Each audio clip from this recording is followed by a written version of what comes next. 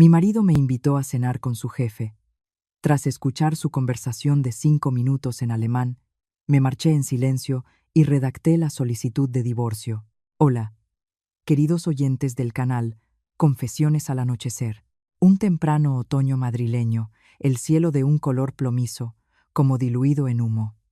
El asfalto aún brilla después de una llovizna que llegó tan repentinamente como se fue. El viento, colándose entre los edificios señoriales del barrio de Chamberí, trae consigo el olor a tierra mojada y a lentejas calientes de las cocinas, donde acaban de encender el fuego. En una atmósfera tan gris y apacible, es fácil creer que todo está en calma, hasta que la puerta se cierra detrás de ti y te quedas a solas con tu verdadera vida. Me llamo Isabel, tengo 34 años. Soy fotógrafa. Me dedico a la publicidad y a la creación de contenido visual para diversas marcas: cosméticos, ropa, productos de alimentación saludable. La gente, al mirarme, suele decir esa frase tan dolorosamente familiar: yo, Isabel, qué suerte tienes. Guapa, con talento para ganar dinero, y encima tu marido trabaja en una gran empresa. Estoy tan acostumbrada que me limito a sonreír. Hay cumplidos que suenan agradables, pero que dejan un regusto amargo en el alma. Mi marido se llama Javier. Es 2 años mayor que yo. Javier trabaja en una agencia de medios que se ocupa de la distribución y promoción de marcas extranjeras en el mercado español. A simple vista, Javier es de esos hombres que inspiran confianza. Camisas siempre planchadas, el pelo cuidadosamente peinado, habla en voz baja y en público se comporta de forma contenida y discreta. Mi madre dijo una vez: ese chico parece tan formal, seguro que será un buen marido y un apoyo incondicional. En aquel entonces, le creí. Le creí tanto que invertí toda mi juventud en este matrimonio, sin pensar que un día estaría sentada contando las grietas de nuestra relación, como si fueran los dibujos en una vieja taza de porcelana. Llevamos 7 años casados. Nuestro piso no era lujoso, un apartamento normal de 2 habitaciones en una finca robusta del barrio de Chamberí, en una calle bordeada de viejos plátanos. No era espectacular, pero sí acogedor. Desde las cortinas de color crema y la maceta de geranios en la terraza acristalada hasta el salero de la cocina, todo había sido creado por mis manos. Me gustaba volver del trabajo, abrir la puerta y ver la luz en las ventanas, el suelo limpio y oír el suave murmullo del agua hirviendo en una cacerola. Cualquier mujer, por fuerte que sea, sueña en el fondo de su alma con un lugar al que volver y relajarse. Lástima que, con el tiempo, nuestro hogar se convirtiera para mí más en un refugio de la lluvia que en un puerto tranquilo. Aquella tarde, entré en casa cuando el reloj marcaba poco más de las 6. Javier ya había vuelto. Sus zapatos estaban pulcramente colocados en el zapatero, su maletín sobre el sofá. Estaba sentado frente al televisor, viendo las noticias económicas, pero su mirada estaba ausente. Al pasar a su lado, le pregunté como de costumbre: ¿vas a cenar en casa? Javier, sin volverse, soltó un seco ajá. Ese simple ajá, ligero e indiferente, sonó más frío que un vaso de agua que ha pasado toda la noche en el alféizar. Fui a la cocina, colgué el bolso, me puse ropa de casa, lavé un poco de arroz y lo puse a cocer. En la nevera quedaban unos filetes empanados, un poco de ensalada de pimientos, unos champiñones y medio calabacín. Decidí hacer una crema de champiñones, saltear el calabacín y calentar los filetes con un poco de puré de patata.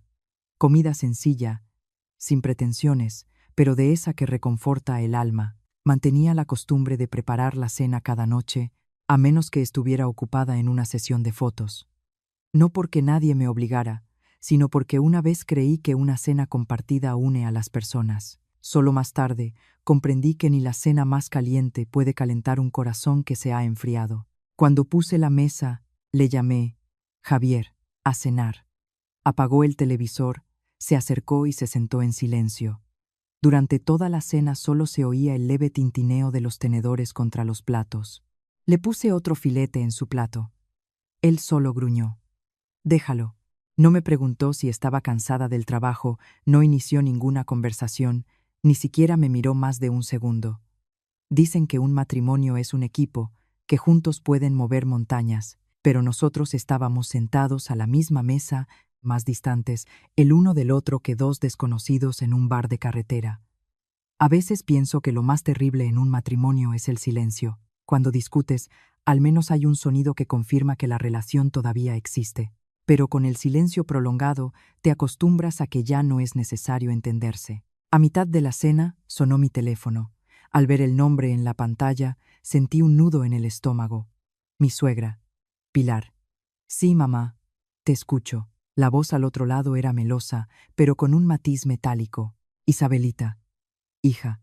He pasado hoy por el mercado y había una merluza fresquísima. Quería pasar a dejárosla, pero me daba miedo que no estuvierais en casa. Ah, por cierto, todavía tengo las llaves de repuesto, así que mañana me paso. ¿Vale? Hizo una pausa y luego preguntó, ¿Javi ya está en casa? Sí, está cenando. Ajá. Los hombres vienen cansados del trabajo. Ten cuidado con lo que dices. Ya tiene suficiente estrés en la oficina, no necesita que le calientes la cabeza también en casa. Sonreí para mis adentros. Aún no me había quejado de nada. Jamás le había contado lo cansada que estaba yo. Pero sus consejos siempre se reducían a lo mismo. Yo debía asegurarme de que su hijo estuviera cómodo. Sí, mamá, lo sé. Respondí con voz neutra. Al colgar, volví a la mesa. Javier comía como si no hubiera oído nada. Miré al hombre que tenía enfrente y de repente sentí lo extraño que se había vuelto para mí. En 7 años de vida en común, sabía que le gustaba la sopa caliente, que odiaba el cilantro, que prefería las camisas grises a las blancas y que no podía dormir sin el suave zumbido del ventilador. Yo lo recordaba todo, pero él parecía no querer recordar nada de mí, excepto que yo era su mujer, la persona con la que compartía los gastos del piso, la comunidad, los regalos a los parientes y un sinfín de obligaciones domésticas anónimas. Afuera, en los pisos de enfrente, se encendían luces amarillas. Desde lejos, el edificio parecía una idílica estampa de calor familiar, y solo quienes viven tras esas puertas saben lo que hay de verdad. Una cena caliente y conversaciones sinceras, o una vida que se resquebraja lentamente y que nadie se atreve a llamar por su nombre. Me serví en silencio un poco más de arroz. Un viento húmedo entró por la ventana entreabierta, haciendo que la cortina se meciera ligeramente. De repente, me sentí cansada. No el cansancio que se siente después de un día entero de pie, sino el cansancio de una mujer tan acostumbrada a llevarlo todo sobre sus hombros que ya nadie le pregunta si está triste. Hay matrimonios que mueren sin escándalos, sin gritos ni declaraciones de ruptura. Simplemente existen. Hay un marido y una mujer. Hay cena en la mesa. Hay un buenos días, pero por dentro todo está vacío desde hace tiempo, como un árbol carcomido por las termitas. Por fuera parece entero, pero lo tocas y se deshace en polvo. A la mañana siguiente, me desperté a las 7:10. Afuera seguía lloviznando. El cristal de la terraza estaba cubierto por una fina capa de humedad. Me puse las zapatillas, fui a la cocina, preparé avena con leche y, de paso, calenté en el microondas un par de porciones de tortilla de patata que había comprado la noche anterior. Javier, que se iba a trabajar temprano, siempre se quejaba de que por la mañana le costaba comer algo seco, así que yo intentaba prepararle algo caliente. Alguien desde fuera diría, «¿Qué esposa tan atenta?», pero solo yo sabía que esa atención en las mujeres a menudo no nace de la felicidad, sino de una costumbre de años. Cuando Javier, ya vestido, salió del dormitorio, le serví la avena en un cuenco, espolvoreando unas bayas por encima. Se sentó, removió 2 veces con la cuchara y preguntó, «¿Tienes sesión de fotos hoy?» «Lejos, por la zona de Asca. Volveré tarde, supongo». «Ajá». De nuevo ese ajá, medio interesado, medio dicho por cumplir. Le miré, pero no dije nada más. A veces me parecía que si juntara todos sus ajá, podría construir un muro entre nosotros. Javier terminó de comer, se levantó, se limpió la boca con una servilleta, cogió el maletín y dijo, «La factura de la luz hay que pagarla antes del día 12. Ayer llegó la notificación del administrador». Lo dijo con tal naturalidad, como si fuera mi obligación por defecto. Asentí. «Sí, lo sé». La puerta se cerró y en el piso volvió a reinar el silencio habitual. Mientras metía los platos en el fregadero, escuchando el ruido del agua, repasaba mentalmente todos nuestros gastos de los últimos años. El alquiler, la comunidad, la luz, el agua, internet, el parking, la comida, los medicamentos para mi suegra cada vez que el tiempo húmedo le afectaba las articulaciones, el dinero para los regalos de sus familiares en aniversarios y fiestas, incluso la reparación del aire acondicionado el año pasado y la compra de una nevera nueva el anterior, el dinero para el regalo del bautizo del hijo de su prima. Cada gasto por separado no era excesivo, pero juntos formaban una carga pesada y persistente que durante más tiempo había llevado yo. En los primeros años de matrimonio no le prestaba atención. Pensaba que en una familia debía ser así. Quien está más fuerte en ese momento, asume más. Un matrimonio es un equipo. Creía sinceramente. Por aquel entonces, el sueldo de Javier era más bajo, su trabajo inestable, así que yo misma tomaba la iniciativa. Si un mes el dinero no llegaba, yo añadía de lo mío sin decir nada. Cuando a su madre le dolió la espalda y hubo que hacerle una resonancia magnética urgente, fui la primera en transferir el dinero. Si mis padres tenían alguna necesidad, también la resolvía yo sola para no poner a mi marido en una situación incómoda. Nunca se lo eché en cara. En mi opinión, si sois una familia, contar quién ha gastado cuánto es de mezquinos. Pero resultó que no todo el mundo piensa igual. Recuerdo que, hace como 1 año y medio, fuimos al aniversario de un antiguo compañero de Javier. Ese día llevaba un vestido azul oscuro y me había maquillado un poco, porque venía directamente de una sesión. Nada más entrar en la sala, una de sus conocidas se me acercó con una amplia sonrisa. «Ay, Isabel, qué espectacular estás. Dicen que como fotógrafa freelance no das abasto». «Qué maravilla», sonreí, sin tiempo a responder, cuando Javier, que estaba a mi lado, intervino. «Ha tenido suerte, simplemente. Son los tiempos que corren. En esta profesión, hoy tienes mucho trabajo y mañana nada. Cero estabilidad». Sus palabras, lanzadas como al descuido, congelaron mi sonrisa. Cuando te elogian, tu marido no tiene por qué sentirse orgulloso, pero al menos no debería devaluar tus esfuerzos como si todo fuera pura casualidad. En aquel momento, todavía me consolaba pensando que lo había dicho por modestia. Solo más tarde comprendí que era su forma de no sentirse tan insignificante a mi lado. Y no fue un caso aislado.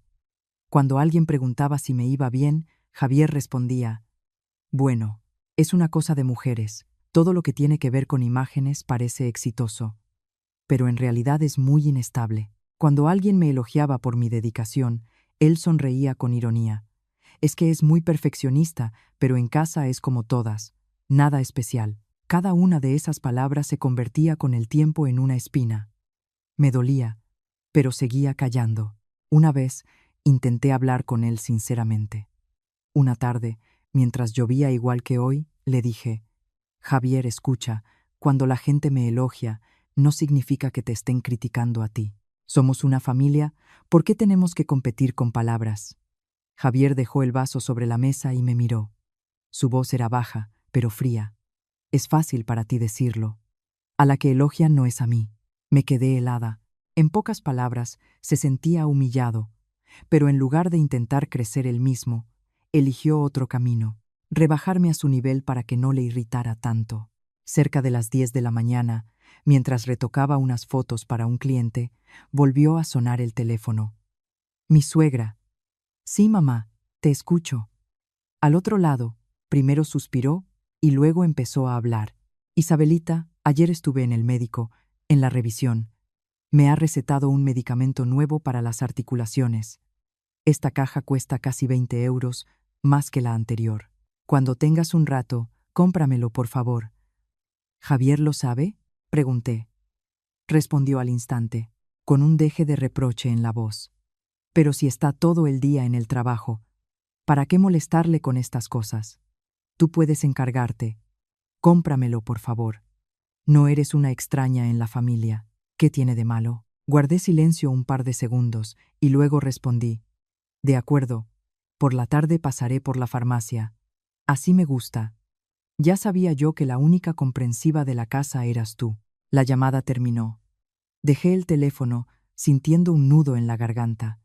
La palabra comprensiva suena como un elogio, pero para mí era como un lazo hábilmente atado. Mientras hiciera lo que se esperaba de mí, cumplía con mi deber. Pero si un día me retrasaba, si un día estaba cansada, me convertiría inmediatamente en la incorrecta. Esa tarde, de camino a casa, pasé por la farmacia, le compré el medicamento y luego le transferí el dinero de la consulta del médico a través de una foto del ticket que me envió. Todo me llevó poco tiempo, pero me sentía abatida. No me dolía el dinero. Me agotaba que todo el mundo, por defecto, me considerara responsable de ello, y que nadie, mientras tanto, me hiciera una simple pregunta. ¿Y tú? ¿No estás cansada? Por la noche, mientras guardaba los medicamentos en una bolsa para llevárselos a mi suegra por la mañana, entró Javier en la habitación. Al ver la bolsa, preguntó: «¿Eso es de mamá?» «Sí, lo he comprado. El médico le ha cambiado la receta». Javier asintió, como si fuera lo más normal del mundo, y luego añadió: «Guarda el ticket. A final de mes, si sobra dinero, te devuelvo una parte». Le miré y sonreí con amargura. «Quédatelo. Cuando de verdad quieras devolverlo, entonces hablamos». Javier frunció el ceño. «¿Qué quieres decir?» Plegué la bolsa con cuidado. «Nada. Simplemente que hay cosas que haces tan a menudo que se convierten en costumbre. Y quien lleva esa carga, con el tiempo, ni siquiera tiene derecho a decir que está cansado». Dicho esto, me fui al dormitorio. Afuera, la lluvia volvía a caer, repiqueteando en el alféizar metálico. Estaba de pie frente al armario y de repente sentí que me dolía la espalda. No por haber llevado peso, no por haber caminado mucho, sino porque en esta casa había una carga que, cuanto mejor la llevabas, más rápido olvidaban todos que tú también eras de carne y hueso. ¿Cuánto dinero había gastado? Todos lo recordaban muy bien, pero mi bondad y mi paciencia parecía que nadie las había notado. Desde esa noche empecé a mirar a Javier de otra manera, no con los ojos de una esposa que todavía intenta consolarse con un seguro que está cansado, tiene estrés, todo se arreglará. Le miraba como a una persona con la que había vivido 7 años, pero que cada día se revelaba desde un lado nuevo y desconocido. Javier no siempre era abiertamente desagradable, era de los que saben guardar las apariencias. En público sonreía, era educado con los mayores, incluso podía ayudar con pequeñas cosas. Por eso, si le hubiera contado a alguien que vivir con él se había vuelto insoportable, difícilmente me habrían creído. Me habrían mirado a mí, luego a él, y habrían pensado: seguro que es ella la que es demasiado exigente. Lo más terrible no son los gritos y los escándalos, son las pequeñas y discretas punzadas que te infligen cada día hasta que un día sientes que todo el cuerpo se te ha adormecido por el dolor y ni siquiera sabes por dónde empezar a quejarte. Un día, a la hora de comer, mientras estaba sentada a la mesa editando fotos, Javier volvió del trabajo antes de lo habitual. Abrió la nevera, la recorrió con la mirada y preguntó: «¿Hay algo de comer? Por la mañana hice sopa de pollo, también queda pisto y ensalada de pepino». Se sentó a la mesa y se sirvió la sopa. Después de un par de cucharadas, miró la pantalla de mi portátil. Ese día trabajaba en una campaña publicitaria para una marca de cosméticos nacional. Luz perfecta, diseño limpio, un cliente generoso. Javier miró unos segundos y luego sonrió con sorna. Es gracioso que se pueda ganar dinero moviendo las barritas de brillo y contraste en Photoshop. Aparté el ratón y me volví hacia él. Si tienes algo que decir, dilo directamente. Javier se encogió de hombros. Nada, solo que creo que tu profesión tiene mucha suerte, una cara bonita, saber usar filtros, y se puede vivir muy bien. Esas palabras hicieron que me hirviera la sangre. Si esto hubiera ocurrido hace unos años, probablemente me habría puesto a discutir.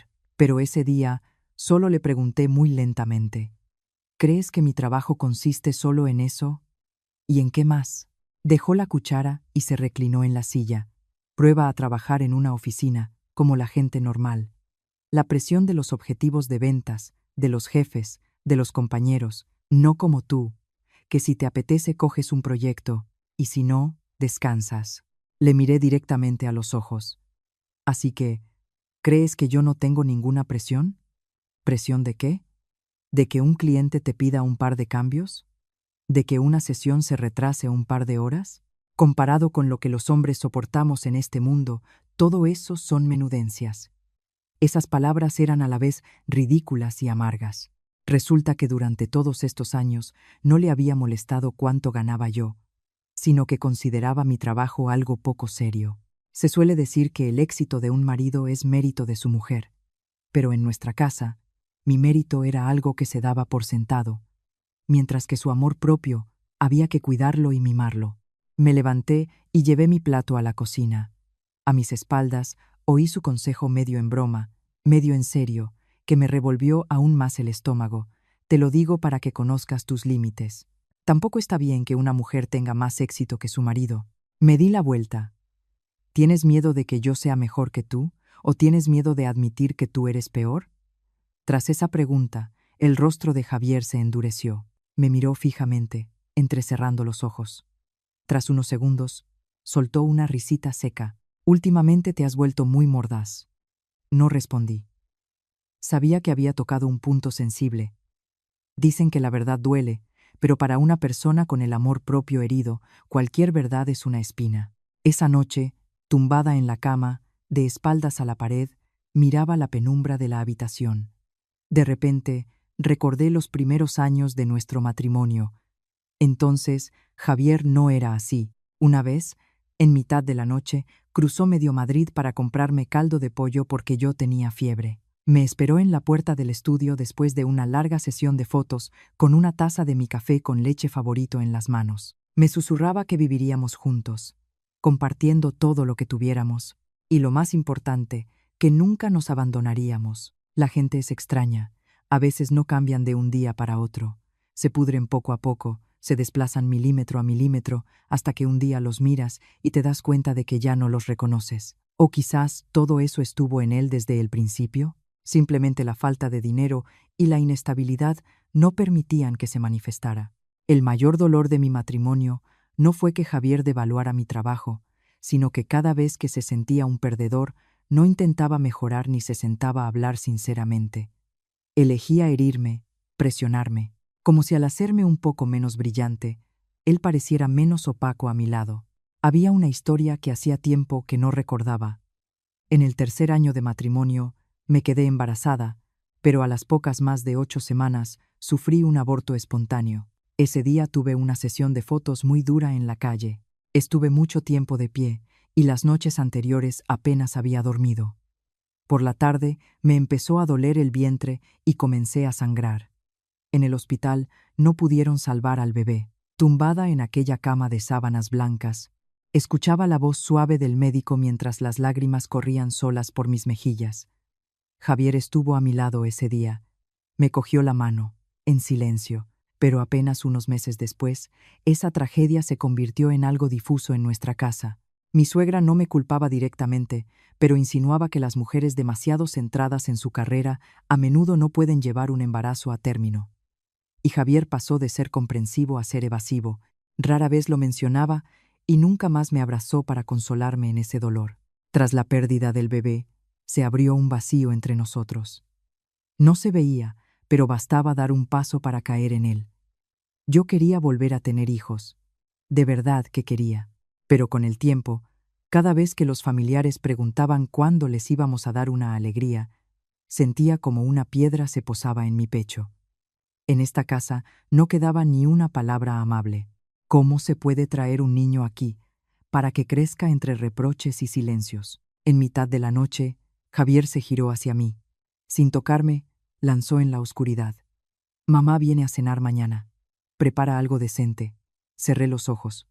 Una sola frase y todo quedaba claro. En su mundo, su madre siempre era alguien a quien cuidar, y su esposa, alguien que debía hacer las cosas bien. Escuchaba el zumbido constante del aire acondicionado, y mi alma estaba más fría que el aire que salía de él.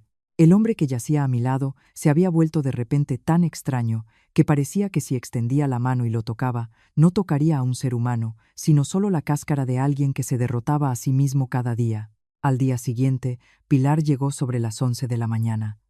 Como había prometido, tenía sus propias llaves, pero aún así llamó 3 veces al timbre por cortesía antes de abrir la puerta.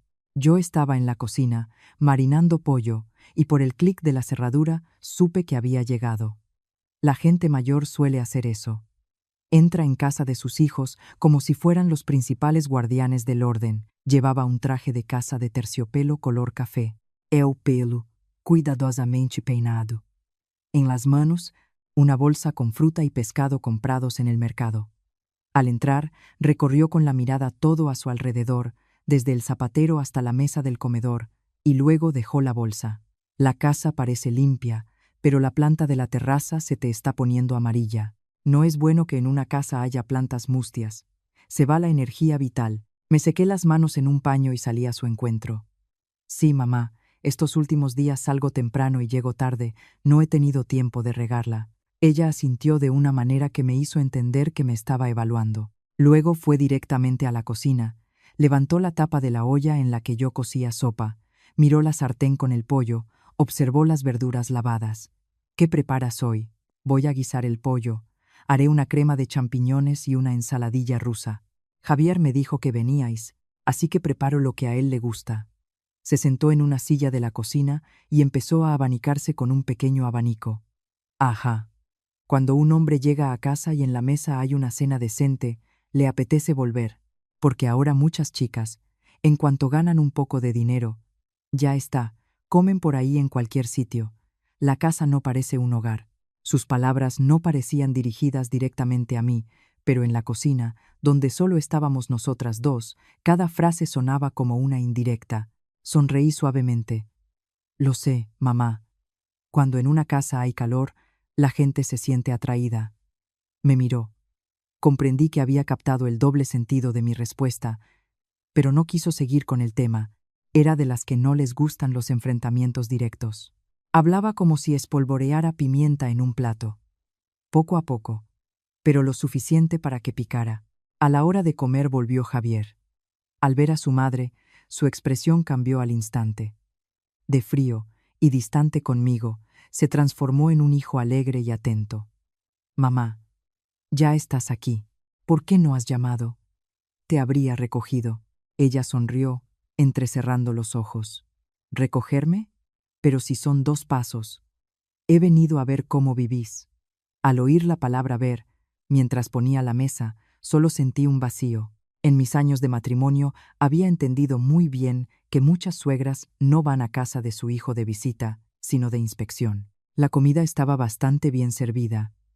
Crema de champiñones, pollo guisado, ensalada, pan reciente. Javier, tras un par de cucharadas, dijo: «Mamá, hoy está muy rico». No tuve tiempo de alegrarme, porque Pilar añadió de inmediato: «Rico está. Sí, pero saber cocinar para una mujer es lo normal. Lo importante es conocer tu lugar, saber cuidar de tu marido y de tu familia, porque ahora muchas solo piensan en su aspecto y en su trabajo, y se olvidan de sus raíces». Dejé mi plato en la mesa y la miré. «Tiene razón, mamá. Una mujer en casa debe mantener el orden». Ella sonrió con suficiencia. «Ajá, te lo digo con la mejor intención. Fíjate, los hombres en el trabajo se enfrentan a tantas cosas. Si llega a casa y encima su mujer le discute, le lleva la contraria, se siente dolido. Y cuando un hombre se siente dolido, puede cometer tonterías». Javier, sentado a su lado, comía en silencio, sin defenderme, sin objetar. Ese silencio fue para mí más amargo que las palabras de mi suegra.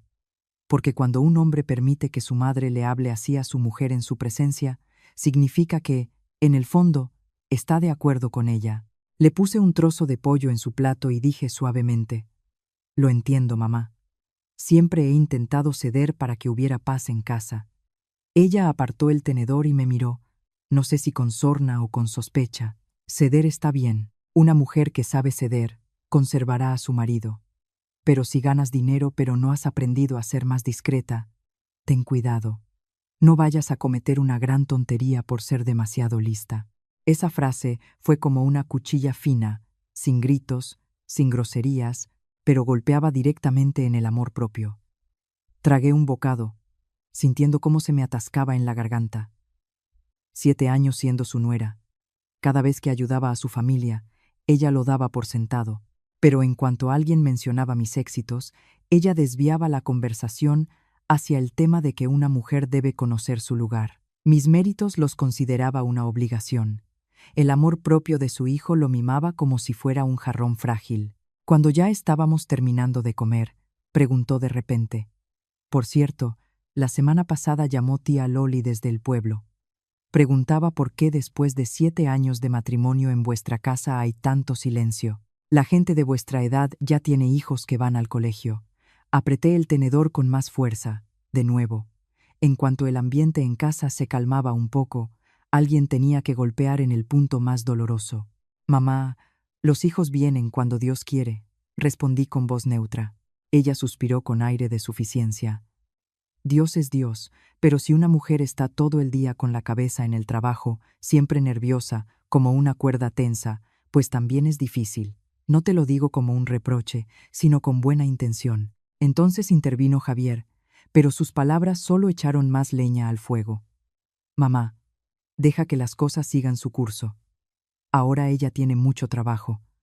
Al oír ese ella, me quedé helada. En momentos de irritación, Javier solía llamarme así. No Isabel, no mi mujer, simplemente ella, la mujer que vivía con él en la misma casa. Dejé el plato, me limpié las manos y, tratando de mantener la calma, dije: «Ya perdí un hijo, supongo que sabe que no todo depende solo del deseo». En la mesa se hizo un silencio momentáneo. Pilar desvió la mirada y tosió. «Pero si yo no te culpo, solo te lo recuerdo para que midas tus fuerzas. Una mujer, al fin y al cabo, debe casarse, tener hijos. Solo entonces tendrá una familia de verdad». La miré directamente a los ojos. En ese momento comprendí claramente cuál era mi lugar en esa casa. Podía ganar dinero, podía resolver problemas, podía hacer todo lo que los demás evitaban, pero hasta que no diera a luz a un nieto y aprendiera a inclinar la cabeza lo suficiente para que su hijo se sintiera grande, a sus ojos seguiría siendo la nuera que no había cumplido con su deber. La comida terminó con el sonido de sus consejos a Javier para que tomara sus pastillas para la gastritis, el ruido del agua en el fregadero y la voz del presentador del telediario. Todo sonaba muy cotidiano, pero para mí no lo era en absoluto. Cuando la acompañaba a la puerta, se volvió y añadió con una voz tan suave como un susurro: «Isabelita, hablo mucho no porque no te quiera, es que me da miedo que las mujeres demasiado listas al final no sepan retener su felicidad». Me quedé en el umbral, viendo cómo su figura desaparecía por el pasillo. A mis espaldas, el piso seguía igual de luminoso, limpio, con sus muebles y su vajilla, como miles de otros hogares. Pero yo sabía que en esta casa lo que más me agotaba no eran los gritos, sino esas lecciones envueltas en algodón de azúcar que sonaban a preocupación, pero que en realidad cortaban a carne viva. Ese día, en la mesa había poca gente, pero me sentí más sola que nunca. Hay una amargura que no se atasca en la garganta, sino directamente en el corazón. Y es imposible tragarla, pero tampoco tienes fuerzas para escupirla. A mediados de octubre, Madrid se sumió en un tiempo caprichoso. Por la mañana podía lucir el sol y por la tarde caer un chaparrón helado. Mi trabajo seguía su curso, 3 días de sesión a la semana, y entre medias, la edición de fotos y la preparación de propuestas para clientes. Pero Javier había cambiado mucho últimamente. Primero empezó a volver a casa más tarde, alegando exceso de trabajo.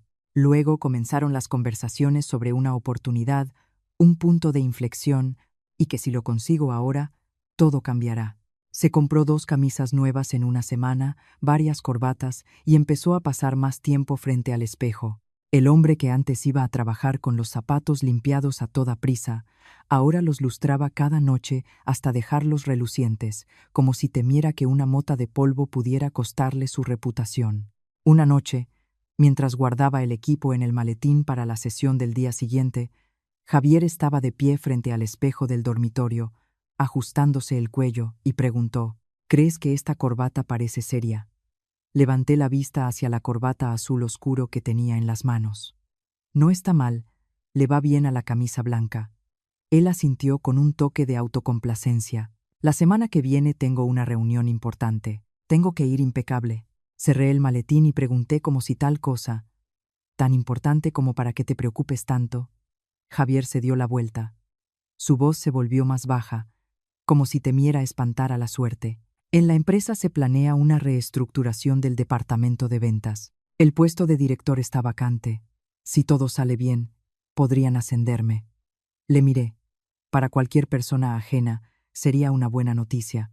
Un marido con una oportunidad de ascenso, ¿qué esposa no se alegraría? Pero al ver el brillo excesivo en sus ojos, no sentí tranquilidad. No era la mirada de un hombre seguro de sus fuerzas. Era la avidez de alguien que ha olido una presa. Acercó una silla, se sentó junto al tocador y continuó. El director regional que viene esta vez es una figura clave. Si él da el visto bueno, se puede decir que está hecho. ¿Es extranjero? Sí, alemán. Stefan Becker. Al pronunciar estas palabras, la voz de Javier cambió. En ella se mezclaban la veneración, el servilismo y una especie de impaciencia depredadora. Escuché y sentí un escalofrío. Un hombre verdaderamente fuerte afronta una oportunidad con preparación y dignidad. Javier, en ese momento, la miraba como si fuera un salvavidas. En los días siguientes, las conversaciones sobre su trabajo se colaron incluso en la cena. Un día, de repente, dejó el tenedor y dijo: «La gente importante no solo se fija en la profesionalidad, se fijan en cómo te comunicas, cómo construyes relaciones, cómo resuelves problemas. Un movimiento en falso, y lo pierdes todo». Le serví ensalada en su plato y pregunté en voz baja: «¿Estás seguro de ti mismo?». Él sonrió, pero fue una sonrisa fina como una cuchilla. La seguridad no es tan importante como saber aprovechar una oportunidad. En esta vida, si te retrasas un paso, alguien te pasará por encima. Esas palabras iban dirigidas tanto a mí como a él mismo. No pregunté más, porque sabía que si profundizaba, él sacaría las uñas. Las personas con el amor propio herido suelen comportarse así. De palabra presumen de ambición, pero en el fondo temen que alguien toque su punto débil. El fin de semana volvió a venir Pilar. No sé qué le había contado Javier, pero en cuanto se sentó en el sofá, empezó a hablar con un tono de alegría inusual. «Javi me ha dicho que en la empresa se avecina un ascenso. Es una suerte para toda nuestra familia». Javier estaba sentado junto a su madre, con la espalda recta. «Todavía no es seguro, mamá, pero hay muchas posibilidades». Ella me miró y sonrió. «Ya ves, Isabel, si un hombre tiene ambición, tarde o temprano levanta cabeza, y una esposa en ese momento debe apoyarlo, no distraerlo con pequeñeces». Al oír levanta cabeza, se me encogió el corazón. O sea, que a sus ojos, todo este tiempo su hijo había estado humillado, y quien lo humillaba no era otra que yo. Su esposa, que ganaba más, tenía su propia opinión, y no le había dado el ansiado nieto. Dejé la taza de té en la mesa y respondí educadamente: «Siempre le he deseado a Javier solo lo mejor, y todo lo de la casa sigo haciéndolo yo». Ella asintió, pero no se detuvo. «Hacerlo lo haces, pero hay que hacerlo con cabeza». Las mujeres a menudo ganan cuando saben apartarse a la sombra a tiempo. Con los extraños puedes ser lista, pero en tu familia tienes que ser sabia. Si un hombre se siente un perdedor en casa, también le costará levantar cabeza en el trabajo. Escuchaba y me daban ganas de reír. Cualquier sabiduría popular en su boca se reducía a lo mismo. Yo tenía que ceder. Cuando se necesitaba dinero para medicamentos, para regalos, para gastos imprevistos, nadie le decía a su hijo que se apartara a la sombra y viera cómo su mujer se encargaba de todo. Pero en cuanto a él se le presentaba una esperanza de crecimiento profesional, yo tenía que encogerme al instante para salvar su orgullo. Después de ese día, Javier cambió aún más. Empezó a aprender frases sencillas en alemán por internet, a veces murmurándolas frente al espejo. Un día, al pasar, le oí pronunciar mal una palabra elemental. Quise corregirle, pero me contuve, no por maldad, sino porque sabía que a gente como Javier no le gusta que la corrijan, sino que la elogien por su progreso. Otra noche, después de la ducha, Javier se echó un perfume nuevo, con un aroma amaderado y especiado, y me preguntó: «¿Crees que este olor le va a un hombre de negocios?». Mientras doblaba una toalla, levanté la cabeza. «Le va, pero es demasiado intenso. Úsalo con moderación». Él torció el gesto. Cuando trabajas con extranjeros, la imagen lo es todo. Hay que destacar. Doblé la última toalla y dije lentamente: solo espero que tu forma de destacar sea por tus capacidades. La atmósfera en la habitación se tensó. Javier me miró. Su mirada se volvió punzante. ¿Quieres decir que no tengo capacidades?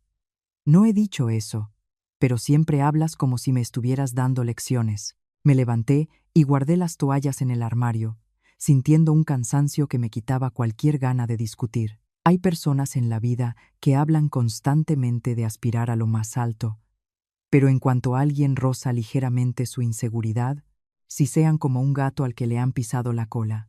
Esa noche, mientras Javier volvía a estar de pie frente al espejo, ajustándose la corbata, miré su reflejo.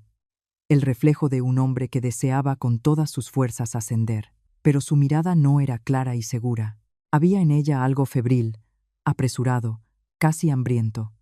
De repente, comprendí qué era lo que me inquietaba. No era su ambición. La ambición no es mala. Lo aterrador es cuando una persona anhela tanto un puesto que empieza a ver todo a su alrededor como un mero medio para alcanzar su fin. Afuera, la lluvia repiqueteaba en el alféizar metálico. En la habitación flotaba el olor del nuevo perfume de Javier. Me senté en el borde de la cama, sintiendo cómo un frío crecía en mi interior. Aspirar al éxito no es un pecado, pero hay miradas por las que se ve de inmediato que su dueño está dispuesto a pagar un precio sucio por lo que quiere. Si al principio de nuestro matrimonio me hubieran preguntado qué podía hacer que dos personas que viven bajo el mismo techo se volvieran tan extrañas, probablemente habría respondido: la incomprensión. Vivir en la misma casa no significa entenderse. Comer en la misma mesa no significa ver el alma del otro. Javier sabía a qué hora me despertaba, qué platos cocinaba, cuántos clientes fijos tenía, pero nunca preguntó qué había dentro de mí. Antes de casarme, trabajé casi 2 años en una agencia creativa alemana en el centro de Madrid. Era joven, el trabajo era mucho, la presión enorme. Los clientes del otro lado eran tan pedantes que podían señalar un simple error tipográfico en un correo. Para trabajar allí mucho tiempo, tuve que aprender alemán, para escuchar, entender los briefings y comunicarme con fluidez. No lo hablaba como una nativa, pero mi nivel era suficiente para el trabajo y para entender una conversación normal. Después de casarme, cambié de trabajo.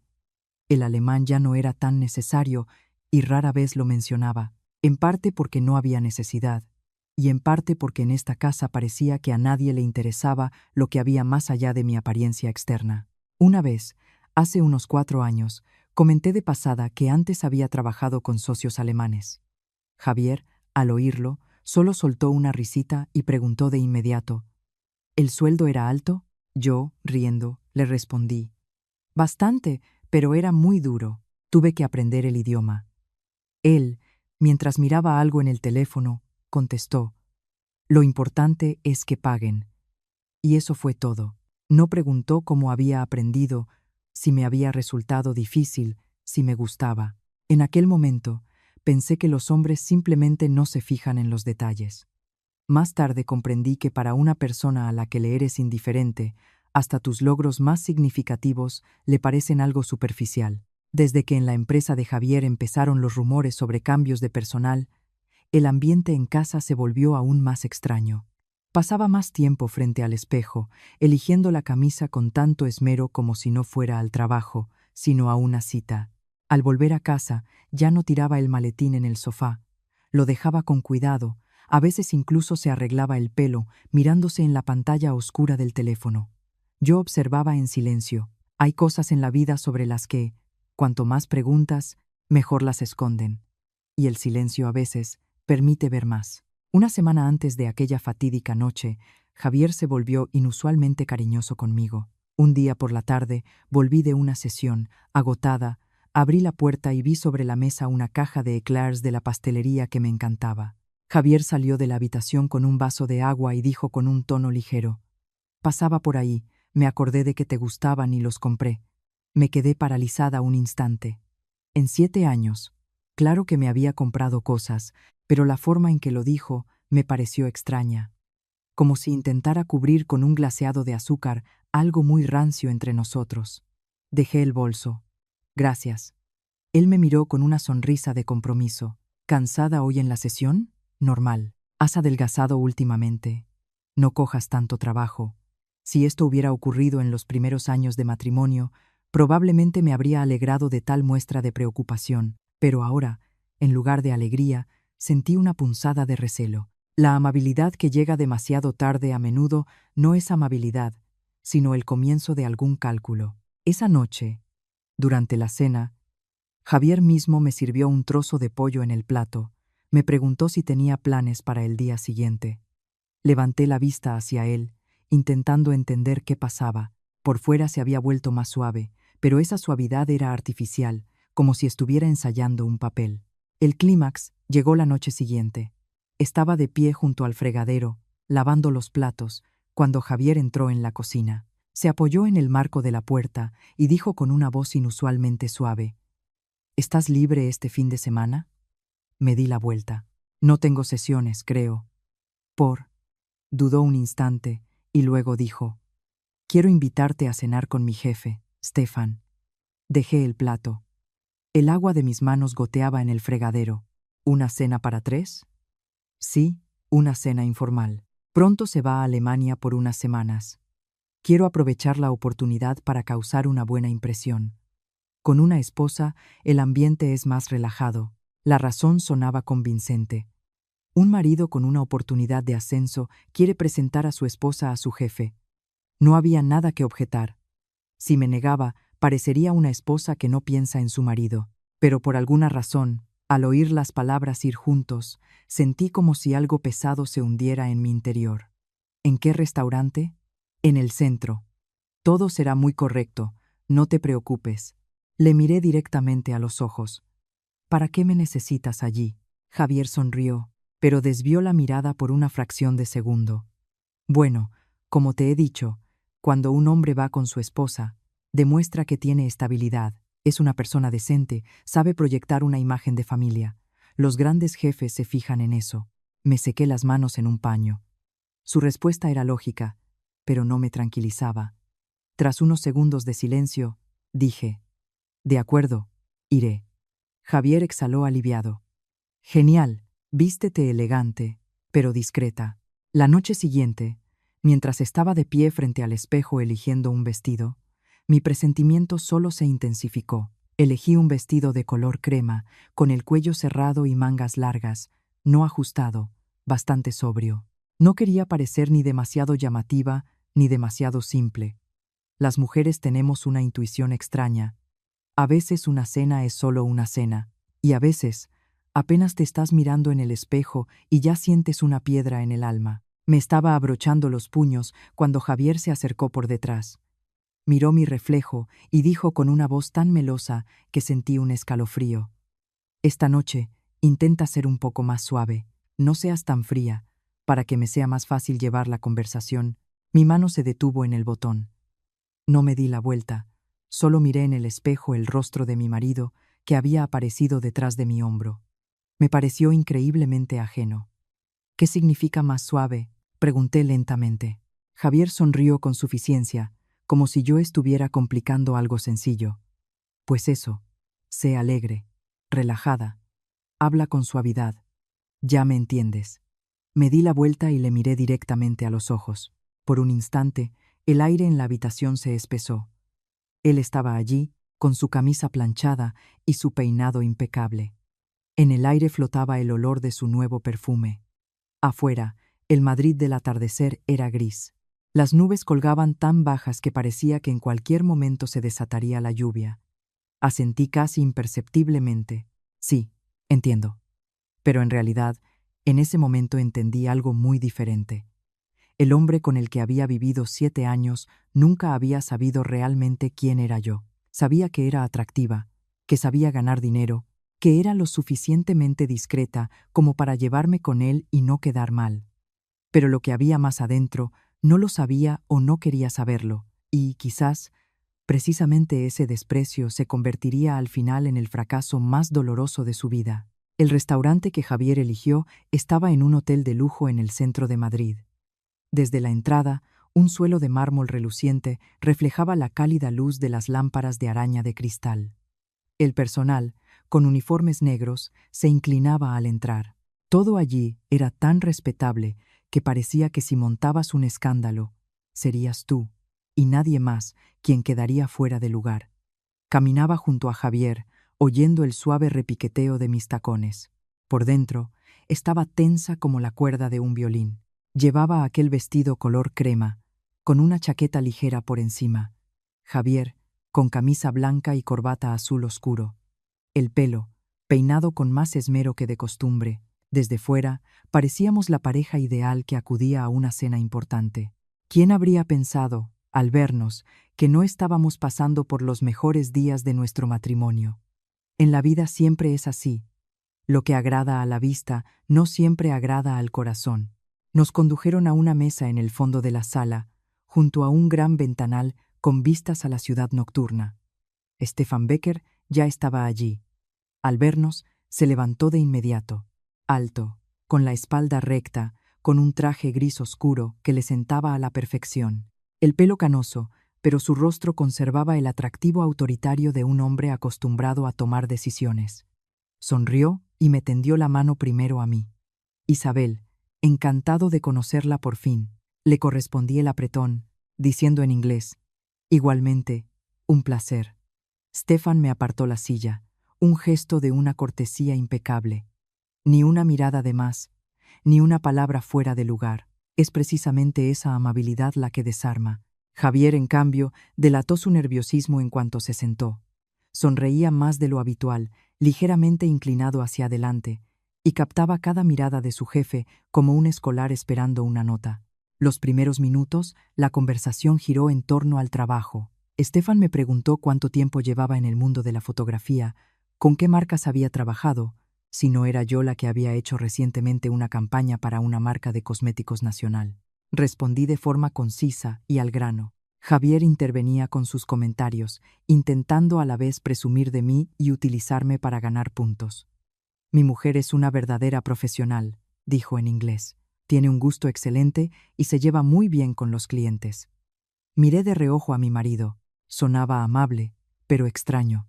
No sentí alegría.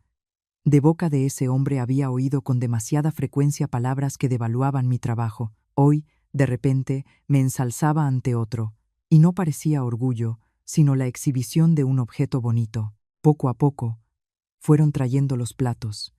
Ensalada de salmón, crema de calabaza, filete con salsa de pimienta. Los aromas de mantequilla, pan tostado y vino se mezclaban en el aire fresco. Stefan levantaba su copa. Decía algunas frases de rigor sobre el tiempo en Madrid, sobre el ritmo dinámico de la vida, sobre cómo en España se valora la familia. Todo era fluido, como un discurso preparado de antemano. Pero era precisamente esa fluidez lo que me inquietaba. Me di cuenta de que Javier apenas comía. Bebía vino más rápido de lo normal, levantando la copa cada vez que Stefan lo hacía. En un momento dado, incluso se giró hacia mí y dijo con una sonrisa, «Bebe un poco más. El vino es ligero, yo apenas probé un sorbo, para mí es suficiente». Él sonrió, pero en sus ojos, por una fracción de segundo, brilló la irritación. Lo vi y fingí no darme cuenta. A veces, la expresión de una persona cambia durante medio segundo, pero es suficiente para entender lo que piensa. Stefan me hizo algunas preguntas más sobre mi trabajo. Elogió una de mis campañas, diciendo que había resultado muy limpia y emotiva. Añadió que le gustaban las mujeres de Europa del Este, que se toman el trabajo en serio pero conservan su suavidad. La frase parecía inofensiva, pero la forma en que me miró al pronunciar la palabra suavidad hizo que se me helaran los dedos. Dejé el tenedor y sonreí contenidamente. «Gracias, Javier». Al oírlo, retomó la conversación al instante, como temiendo que se produjera una pausa. Volvió a servir vino a Stefan y a mí. Yo cubrí suavemente mi copa con la mano. «Ya tengo suficiente». «Venga, un poquito más», susurró Javier, sin borrar la sonrisa de su rostro. «Estamos relajándonos». Miré su mano sosteniendo la botella y sentí como una pesadez crecía en mi interior. Desde el principio de la cena, había repetido con demasiada insistencia que debía ser alegre, relajada, más suave. En una cena normal no se habla así. En un rincón de la sala, Un pianista tocaba en voz baja. La luz caía sobre la mesa, reflejándose en las copas. Todo era hermoso, empalagosamente hermoso. Estaba sentada entre dos hombres, mi marido y su jefe, y me sentía como una participante en un espectáculo montado de antemano, solo que no sabía cuándo sería el final. Cuando trajeron el plato principal, Stefan se limpió los labios con la servilleta y se giró hacia Javier. Su voz se volvió más baja, más natural, y cambió al alemán. En ese momento no levanté la cabeza, solo cogí el vaso de agua, tratando de respirar con calma, como si no hubiera pasado nada. Fue una reacción casi instintiva. Se suele pensar que una mujer, al sospechar algo, empieza a mirar fijamente, a hacer preguntas, a cambiar de expresión. Pero no, cuando el instinto da la voz de alarma, lo primero que haces es quedarte quieta. Stefan dijo una frase corta, lenta y claramente. Javier, al oírla, sonrió forzadamente y respondió en un alemán chapurreado, esforzándose claramente por complacer. Bajé la vista, pero mis oídos captaban cada sonido. En un segundo, lo entendí. La máscara de cortesía estaba a punto de caer, y esta cena no era una simple cena. Stefan se inclinó ligeramente hacia Javier. Su voz era grave, cada palabra tan nítida como un golpecito en un cristal. Dijo que yo era más guapa de lo que pensaba. Dijo que mujeres como yo, si fueran un poco más complacientes, podrían simplificar mucho las cosas. Después de la primera frase, todavía pensé que me lo había imaginado. Después de la segunda, se me helaron las manos, y cuando Stefan, sonriendo con suficiencia, añadió que si la velada de hoy transcurría sin problemas, la cuestión del ascenso de Javier estaría resuelta, supe que no había oído mal. Estaba sentada, inmóvil, mirando el borde del mantel. En las mesas vecinas tintineaban suavemente los cubiertos. El pianista seguía tocando, solo que en mi pecho algo se había derrumbado pesadamente hasta el fondo. Javier sonrió forzadamente, con esa sonrisa que yo conocía tan bien, y respondió en un alemán chapurreado, pero tan afilado como una cuchilla. Mi mujer no sabe alemán, tolera mal el alcohol, un par de copas más, y todo irá bien. Entiendo su indirecta, señor Becker. Necesito mucho este puesto. Oí cada palabra. Creo que no olvidaré ese momento en toda mi vida.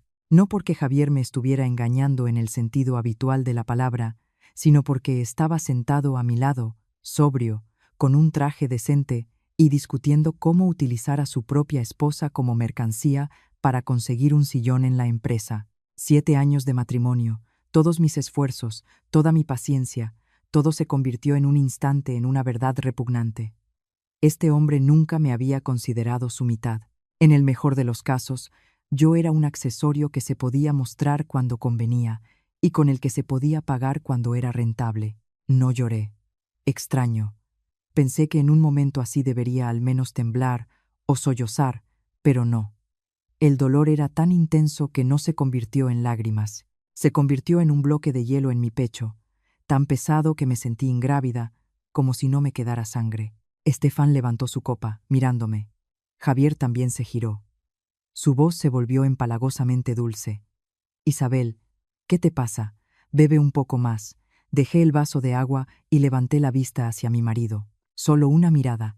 Ese rostro, esos ojos, esa boca que una vez me habían dicho tantas palabras tiernas, y ahora, en unos minutos, se me habían vuelto asquerosamente ajenos. Sonreí débilmente, lo suficientemente cortés para que nadie sospechara nada.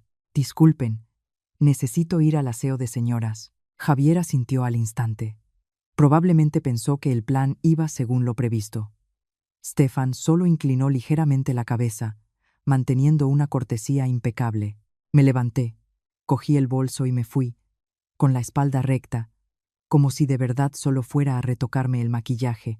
Solo cuando la puerta del baño se cerró detrás de mí, me apoyé con las manos en el lavabo y respiré con dificultad. En el espejo, mi rostro estaba tranquilo. El pintalabios no se había corrido, el peinado estaba intacto. Solo mis ojos eran diferentes. Vacíos. Saqué el teléfono y le escribí a mi amiga Sofía una sola frase. Mi marido está intentando venderme a su jefe por un puesto. Lo he oído todo en alemán. Después de enviar el mensaje, le envié mi ubicación. No me temblaban las manos. El corazón no me latía con fuerza. Supongo que cuando el dolor llega a su límite, una persona se vuelve aterradoramente tranquila. Pedí un taxi a través de una aplicación, eligiendo salir por la entrada de servicio, y me miré una vez más en el espejo.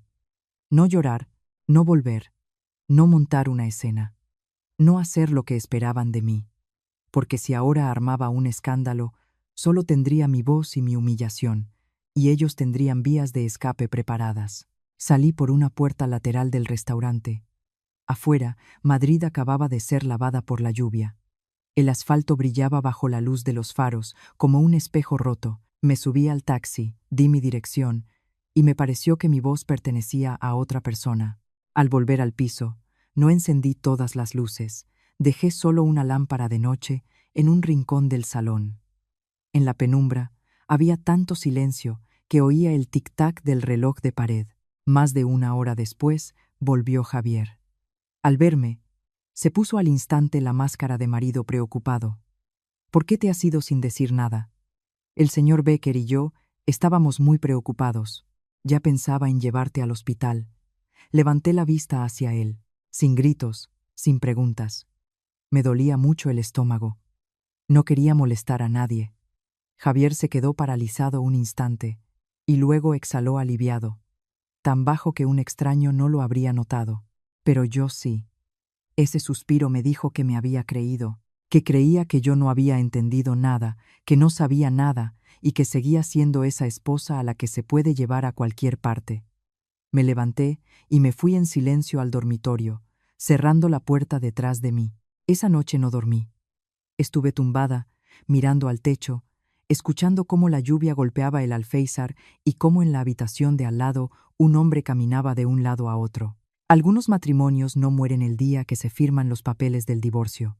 Mueren en el momento en que una persona decide que el honor de la otra es objeto de negociación.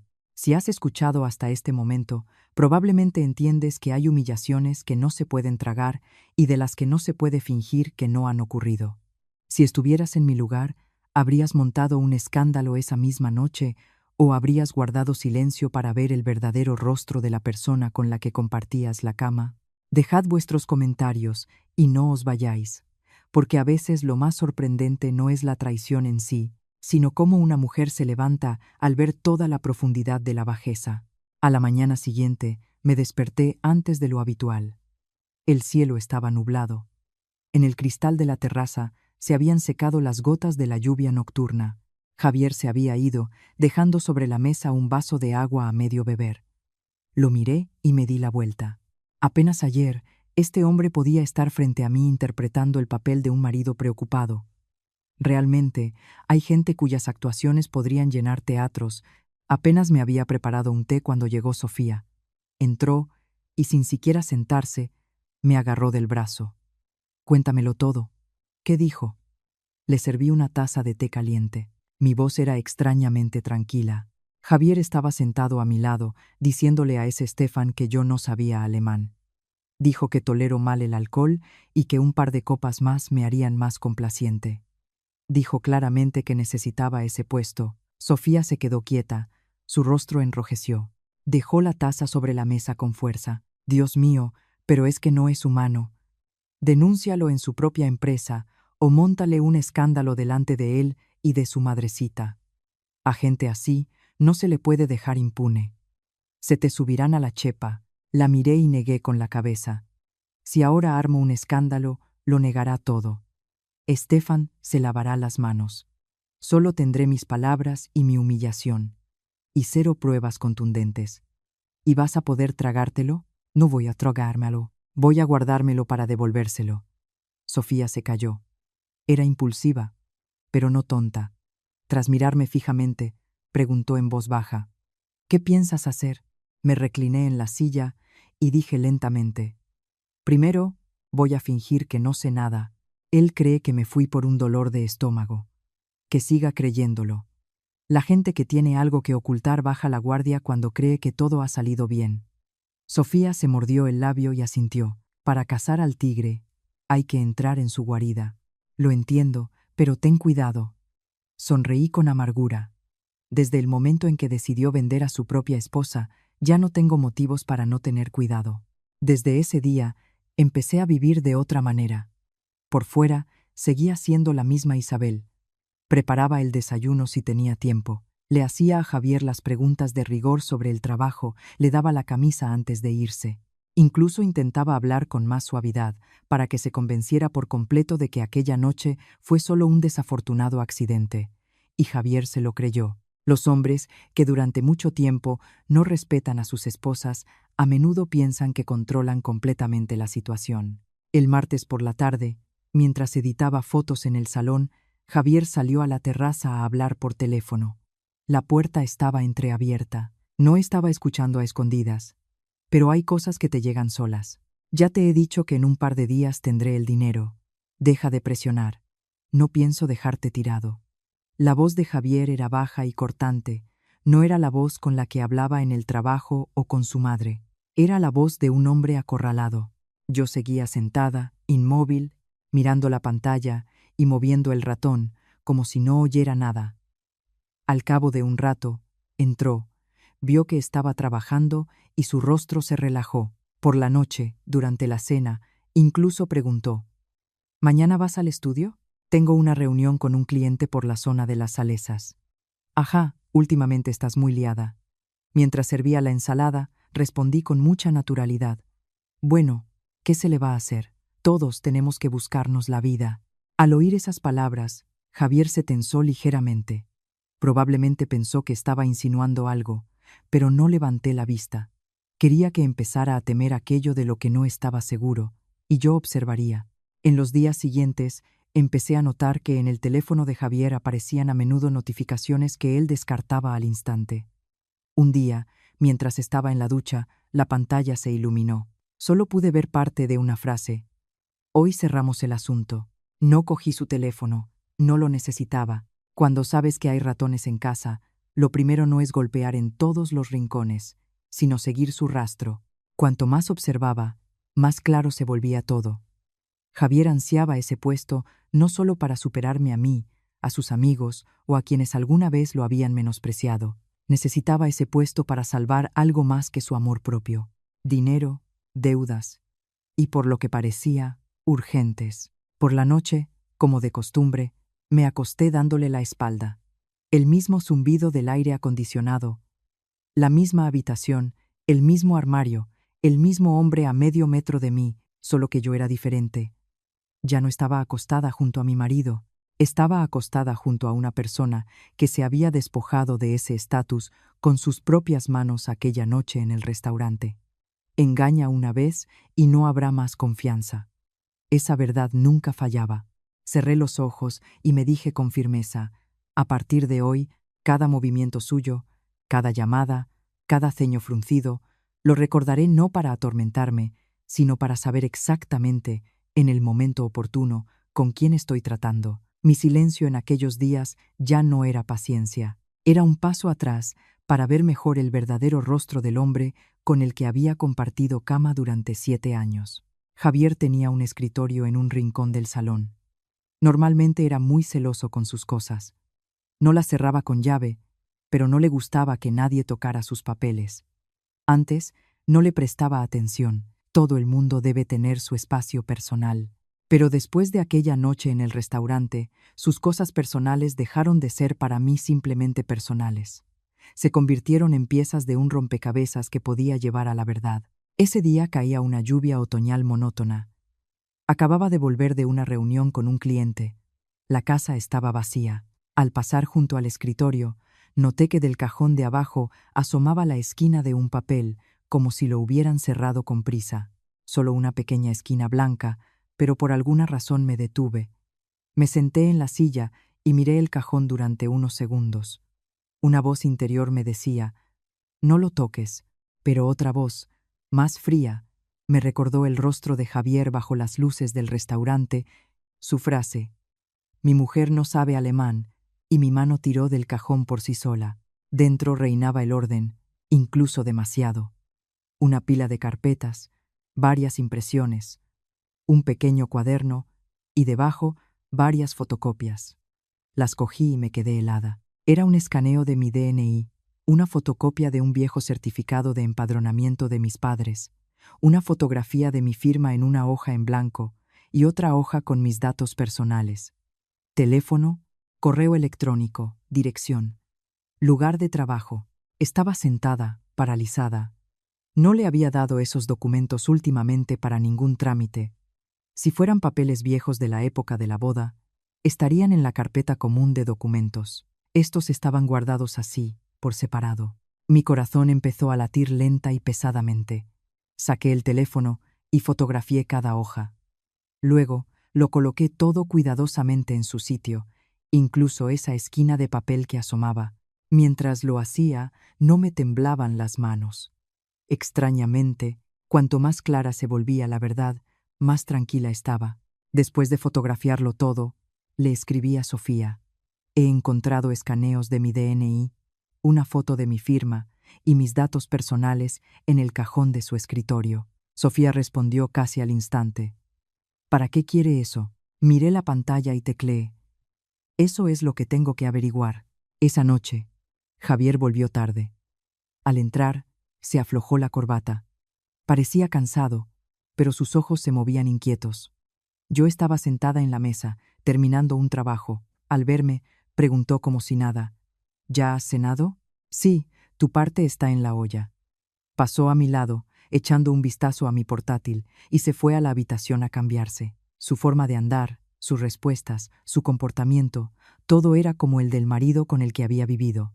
Pero solo yo sabía que, a partir de ese momento, cada uno de sus actos cotidianos me provocaba un escalofrío. A la mañana siguiente, a través de un antiguo conocido que trabajaba en el sector de los créditos al consumo, le pedí que comprobara si con mis datos había aparecido alguna operación financiera extraña a mi nombre. No le conté todo, solo le dije que sospechaba que alguien podría estar usando mis documentos sin mi consentimiento.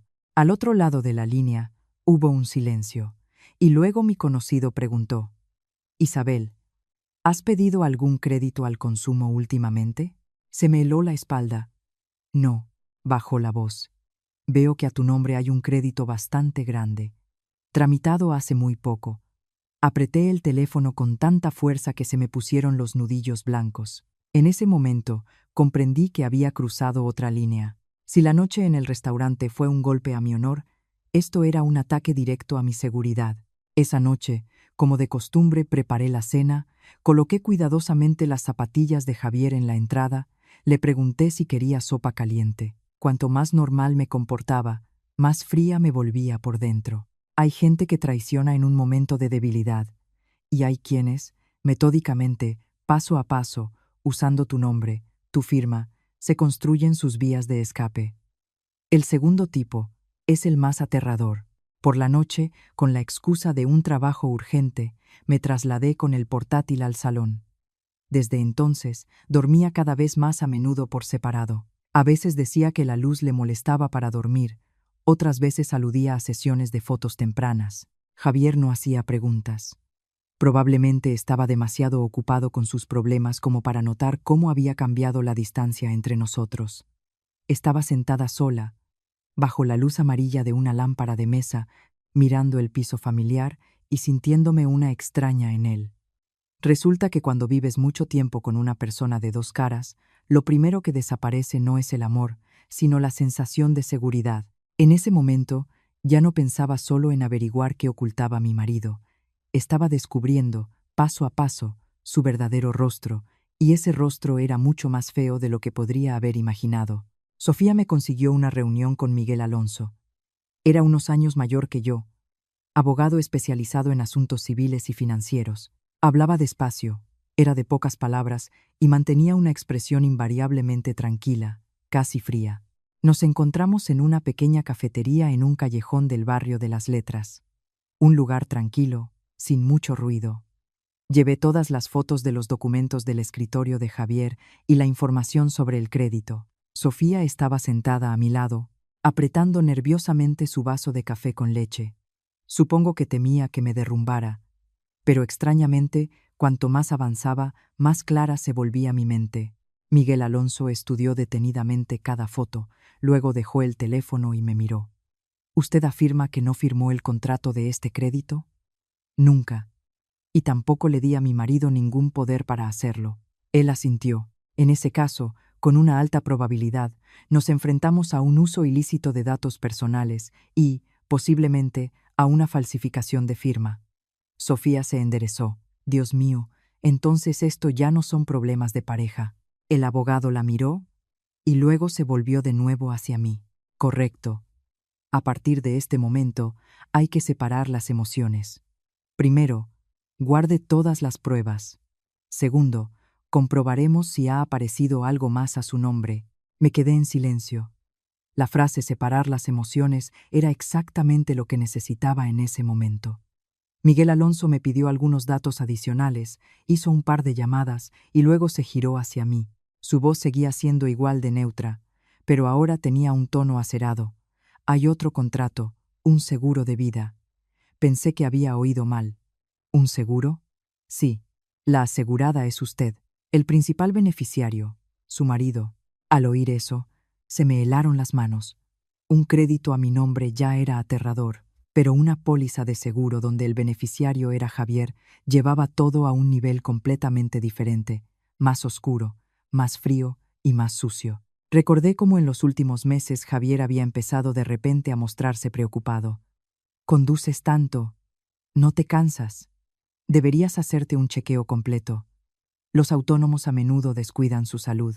Entonces pensé que en él había despertado la preocupación. Ahora, atando cabos, sentí un terror helado recorrer mi espalda. Algunas muestras de preocupación no nacen del amor, sino del cálculo. Sofía enrojeció de ira. ¿Pero se ha vuelto loco? ¿No le bastaba con el crédito? Y ahora también un seguro.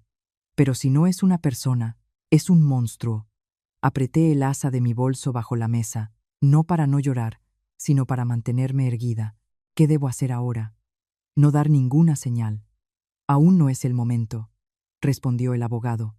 Vuelva a casa, revise todo el correo, los mensajes, las cuentas bancarias. Haga copias de todos los documentos originales, cambie todas las contraseñas. A partir de hoy, todo lo que concierne a su identidad debe estar bajo llave. Asentí, y que Javier piense que usted no sabe nada. Cuanto más seguro de sí mismo esté, más fácil será que se delate. La reunión terminó cuando afuera volvió a empezar a llover. Sentada en el coche de Sofía, miraba los chorros de agua en el cristal y mi mente estaba de una claridad aterradora. El hombre con el que me había casado no solo me había traicionado en una cena, había utilizado en secreto mis documentos, mi firma, mi nombre, para allanarse el camino hacia su propio beneficio.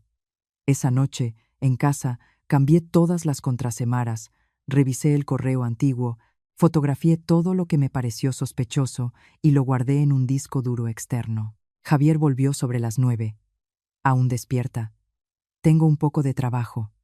Me miró durante unos segundos, probablemente sorprendido por mi calma. Luego asintió y se fue al baño. Tras la puerta sonaba el agua, y yo estaba sentada en la mesa, mirando mi reflejo en la pantalla oscura del portátil. La traición de un extraño duele. La traición de un ser querido, que se beneficia en secreto de tu nombre, duele 10 veces más. Y esa noche comprendí que no podía simplemente desenmascarar a Javier por la humillación.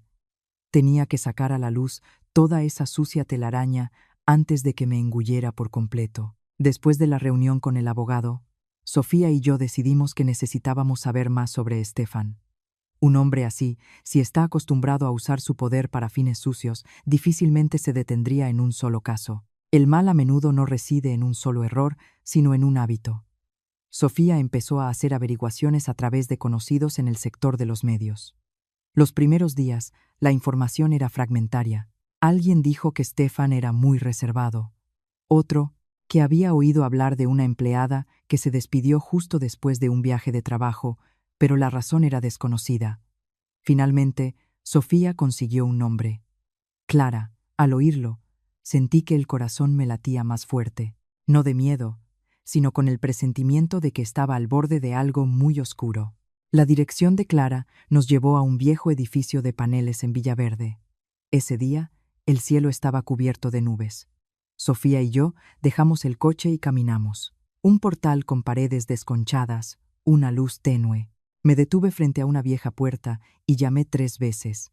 Al cabo de un rato, la puerta se entreabrió. En el umbral apareció una chica delgada y pálida, con el pelo recogido en un moño desordenado. Nos miró con desconfianza. ¿A quién buscan? Respiré hondo. ¿Es usted Clara? Me llamo Isabel. Me gustaría hablar con usted. Ella intentó cerrar la puerta de inmediato.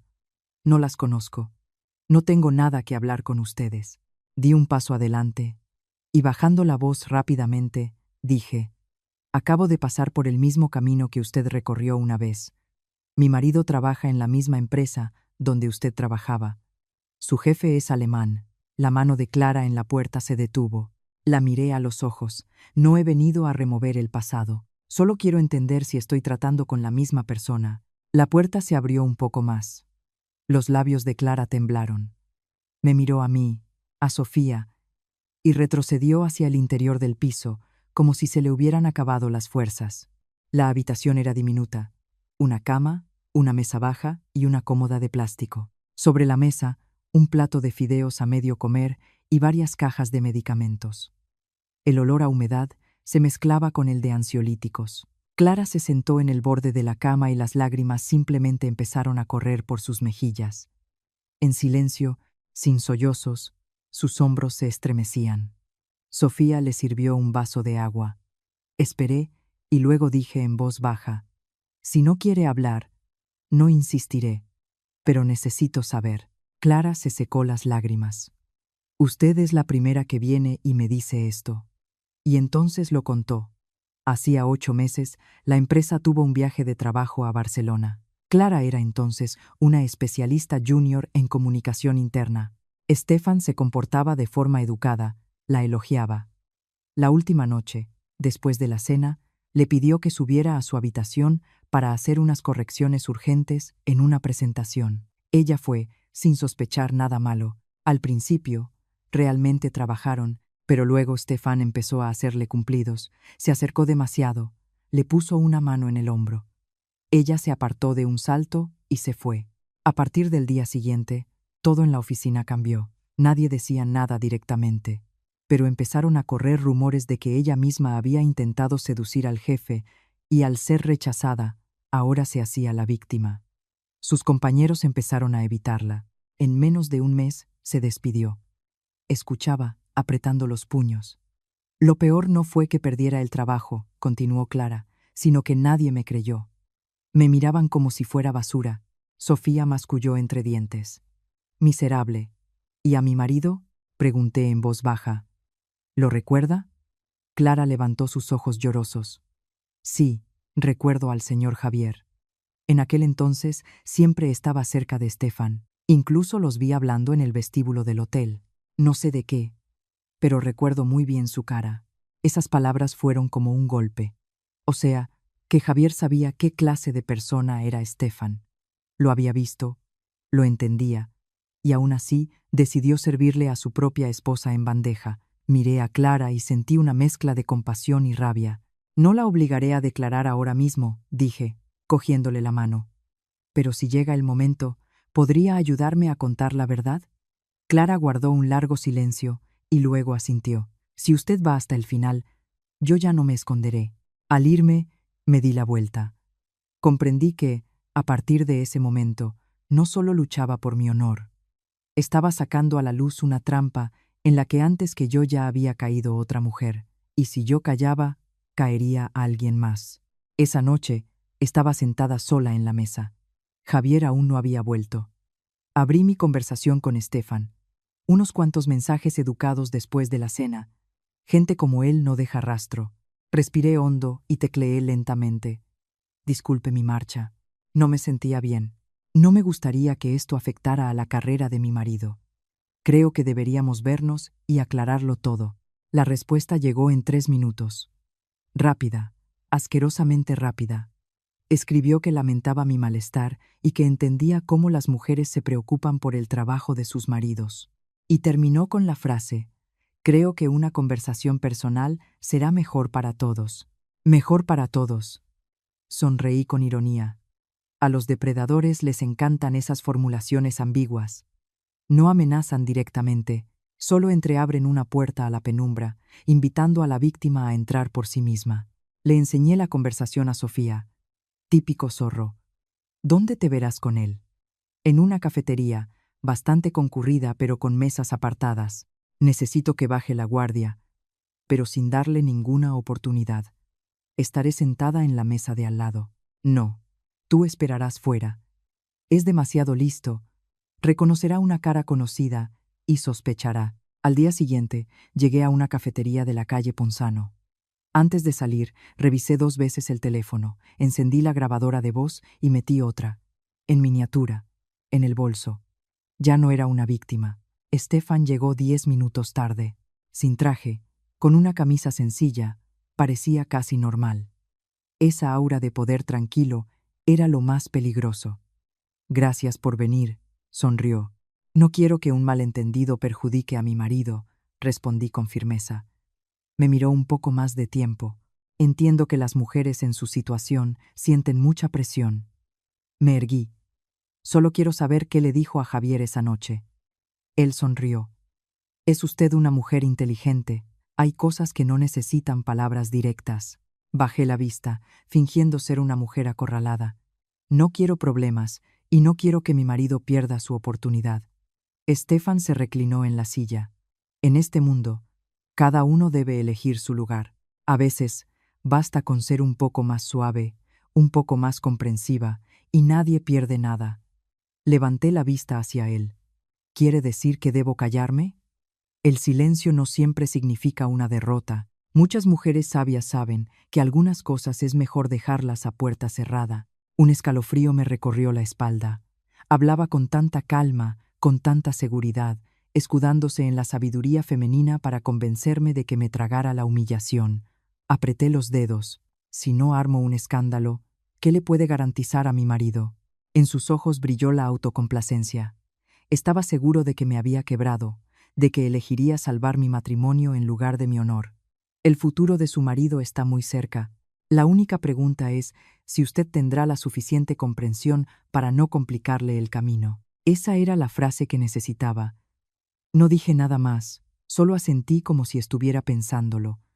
Todas las palabras más importantes estaban guardadas de forma segura en la grabadora. Al irse, Stefan dijo: «Piénselo bien. Algunas puertas no se abren a menudo». «Lo recordaré», respondí fríamente. Al salir de la cafetería, vi a Sofía. «¿Qué tal?». Puse la grabación. La voz de Stefan era clara, cada palabra como una aguja. Pero ya no me dolía. Solo sentía seguridad. «La trampa está a punto de cerrarse», dije en voz baja. «El depredador más peligroso es el que cree que su presa es tan débil que solo puede someterse». Y Stefan acababa de cometer ese error. Pensé que tendría unos días más para reunir todas las pruebas. Pero cuando la gente siente una amenaza, ataca primero. 3 días después, se desató la tormenta. Por la mañana estaba en el estudio, discutiendo con un cliente los detalles de una nueva sesión. De repente, sonó el teléfono. Era la directora de la marca. «Isabel, ¿dónde estás? ¿Has visto que están enviando por todos los chats fotos tuyas cenando con un extranjero y luego te reúnes con él en una cafetería? Escriben todo tipo de barbaridades». Me quedé helada. «Envíamelas». En las fotos estaba yo sola en la entrada del hotel, pero el encuadre estaba recortado de tal manera que Javier no aparecía a mi lado, solo yo y Stefan. Otra, en la cafetería, donde escucho atentamente a mi interlocutor. Y los pies de foto, insinuando que intento conseguir contratos a través de la cama. «Isabel, sabes que te apreciamos, pero la marca teme los escándalos. Tendremos que suspender el contrato», dijo la directora, compungida. Cerré los ojos un segundo. «Lo entiendo». Sofía llamó casi de inmediato. Su voz ardía de rabia. «Qué cabrones. Han sido ellos, seguro. Tranquila. Guarda todas las capturas de pantalla, los enlaces, la hora de publicación, todo. Todavía puedes estar tranquila». «Debo estarlo. Quieren que entre en pánico y empiece a justificarme. No les daré ese gusto». Pero el siguiente golpe vino de donde no lo esperaba, de la familia de mi marido. Sobre las 2 de la tarde, la puerta del estudio se abrió de golpe y apareció Pilar. Su rostro estaba congestionado. Detrás de ella, una vecina la seguía a pequeños pasos. Se me acercó. Todavía tienes la cara dura de estar aquí. ¿Qué has hecho? ¿Por qué tus fotos están ahora por todas partes? Has avergonzado a Javi, a toda nuestra familia. Mamá, hablemos en casa, dije con calma. ¿En casa? ¿Para que vuelvas a negarlo todo? Chilló, señalándome con el dedo. No me imaginaba que fueras así, tan decente en público, y por la espalda liándote con el jefe de tu marido. Sofía quiso intervenir, pero la detuve con la mirada. Mamá, ¿se cree todo lo que le dice Javier? Ella se rió. Es mi hijo. ¿Acaso debería creerte a ti y no a él? Y entonces levantó la mano. ¡Sas! La bofetada fue tan fuerte que mi cabeza se giró bruscamente. En el estudio se hizo un silencio sepulcral. La mejilla me ardía. Sofía se abalanzó. ¿Pero qué hace? La detuve. Extrañamente, no tenía ganas de llorar. Giré lentamente la cabeza y miré a mi suegra directamente a los ojos. Debería preguntarle a su hijo, pronuncié claramente, por qué decidió comerciar con su propia esposa. El aire se espesó. Pilar se quedó quieta. Sus labios temblaron. Esperaba lágrimas o excusas. Pero no eso. La bofetada de hoy, continué, se quedará conmigo. Pero la vergüenza a esta casa no la he traído yo. La ha traído su hijo. La vecina detrás de ella balbuceó. Pilar, vámonos, vámonos de aquí. Pilar retrocedió un paso. Su rostro seguía rojo, pero en su mirada había aparecido la confusión. Se dio la vuelta y salió en silencio. ¿Estás bien?, preguntó Sofía. Sus ojos estaban enrojecidos de ira. Me toqué la mejilla ardiente. Estoy bien. Mejor incluso. ¿Mejor? Miré la pantalla del teléfono con las fotos comprometedoras, luego la puerta. Acaban de cortar ellos mismos el último camino hacia la reconciliación. El dolor de la bofetada pasará, pero el frío en mi alma se quedará mucho tiempo. Desde ese segundo, entre mi familia política y yo, ya no había nada. A la noche siguiente, Javier volvió a casa, tenso. ¿Vas a cenar? La sopa está en la olla, pregunté como si nada.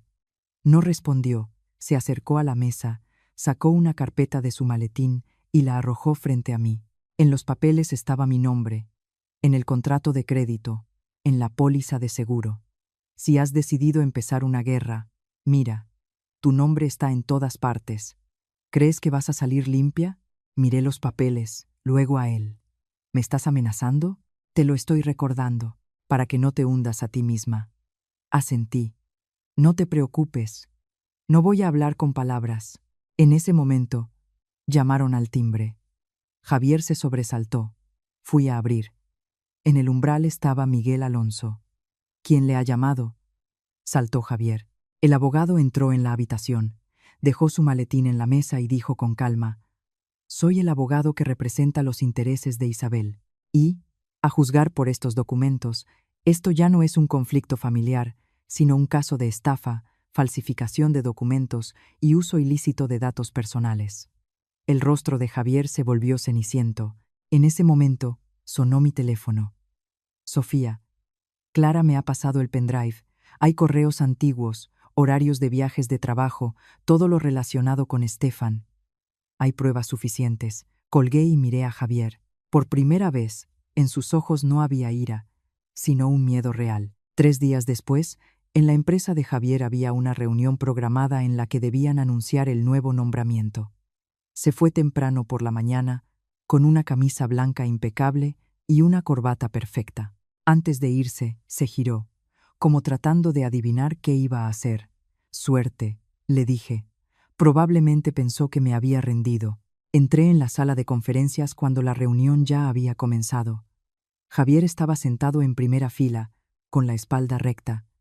Estefan estaba en el estrado. Cuando llegó el momento del anuncio, me levanté.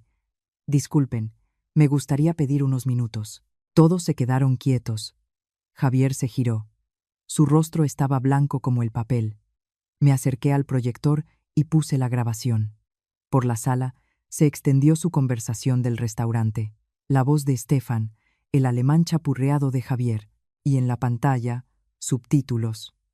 Mi mujer no sabe alemán, Un par de copas más y todo irá bien. En la sala se hizo un silencio sepulcral. Javier se levantó de un salto. No, eso no es verdad. Me volví hacia Stefan y en un alemán perfecto pronuncié lentamente. Entendí todo lo que dijo esa noche, de principio a fin. Por primera vez, la máscara de impecabilidad se deslizó de su rostro. Continué, mostrando la correspondencia, la grabación de la cafetería, y luego pasé el pendrive de Clara. En la pantalla empezaron a aparecer pruebas de que Stefan era un depredador en serie, y Javier, su cómplice. En ese momento entraron en la sala Miguel Alonso y el jefe de seguridad. Dejaron sobre la mesa una carpeta con documentos, el contrato de crédito, la póliza de seguro, el informe pericial caligráfico sobre la falsificación de la firma. La reunión se interrumpió. Le pidieron a Stefan que se quedara para una investigación interna. Javier dio un paso hacia mí y sus piernas flaquearon. Se desplomó de rodillas en mitad del pasillo. Isabel, perdóname, por favor, no lo hagas. Recuerda nuestra familia, a mi madre. Miré al hombre que había intentado comerciar conmigo. No me perdiste hoy. Me perdiste en el momento en que abriste la boca para venderme. En la sala reinaba el silencio. Dos hombres que estaban a un paso del triunfo acababan de sufrir la humillación más aplastante de sus vidas. A veces, por todo hay que pagar, no en la oscuridad, sino a plena luz, ante los ojos de aquellos ante quienes tanto querías engrandecerte. Después de esa reunión, todo se precipitó a una velocidad increíble. A Stefan lo suspendieron de su cargo. Ese mismo día comenzó una investigación interna. A Javier, en lugar de felicitarlo por el ascenso, lo retuvieron para interrogarlo. 2 días después, volvió a casa de madrugada. Borracho, con la camisa arrugada, los ojos rojos. El hombre que tanto valoraba su imagen era ahora solo una sombra patética de sí mismo. Al verme, se derrumbó en el suelo. Isabel, me equivoqué. Por favor, retira la denuncia. Lo miré y solo sentí cansancio. ¿Retirar qué? La denuncia por usar mis documentos, o la de que intentaste cambiarme por un puesto. O debería retirar los restos de mi propia dignidad. Estaba desesperado. Tenía deudas. No había otra salida. Sonreí con amargura. No culpes a la desesperación. Tú mismo elegiste ese camino.